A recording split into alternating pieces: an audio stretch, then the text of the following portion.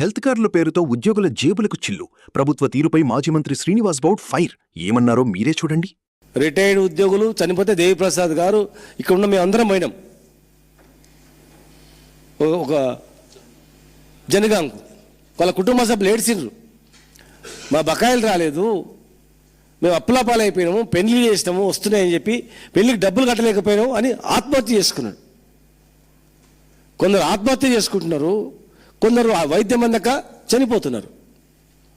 ఇవాళ అత్యంత దారుణమైనది ఏంటంటే ఫస్ట్ ప్రాణం, ఉద్యోగుల ప్రాణాలు. మీరు హెల్త్ కార్డ్స్ ఇస్తామని అన్నారు, హెల్త్ కేర్ ట్రస్ట్ ఏర్పాటు చేసిండ్రు.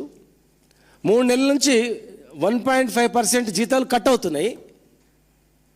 మరి 3 నెలల నుంచి ఎంత జీతం కట్ అవుతుందో అంత అమౌంట్ గవర్నమెంట్ కూడా యాడ్ చేసి ట్రస్ట్ బోర్డులో పెడతామన్నారు. ఎంత పెట్టిండ్రు, ఎక్కడ పెట్టిండ్రు, ఆ వెబ్సైట్ పబ్లిక్ డొమైన్లో పెట్టాలి కదా, జమ అయిందా లేదని.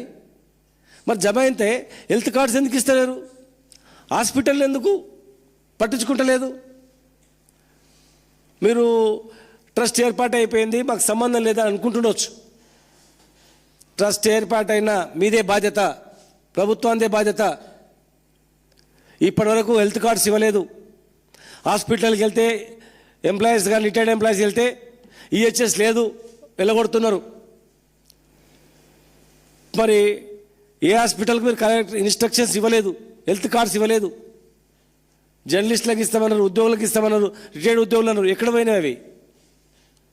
3 నెలల నుంచి డబ్బులు ముక్కు పిండి వసూలు చేస్తున్నప్పుడు మరి ప్రభుత్వానికి బాధ్యతనా కాదా?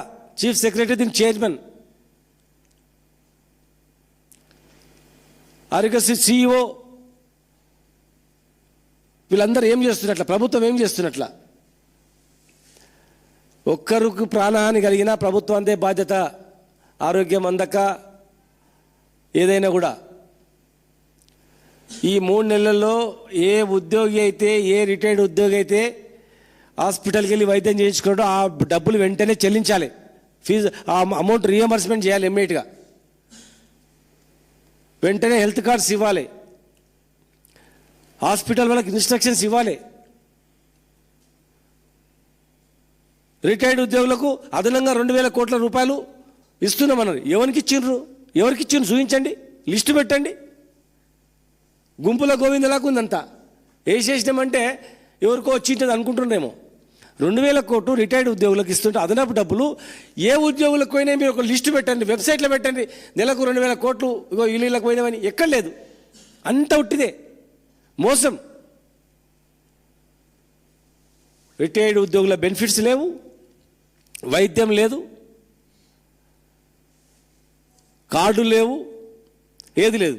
ఈ దేశంలో అత్యధికంగా DAలు పెండింగ్ ఉన్నది ఇక్కడనే.